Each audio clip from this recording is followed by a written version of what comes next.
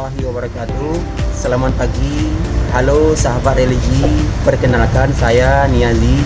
Kali ini saya akan menanam bibit pohon sebagai implementasi penguatan ekoteologi yang digagas oleh Bapak Menteri Agama Profesor Dr. Kiai Haji Nasaruddin Umar. Yuk kita sama-sama menanam.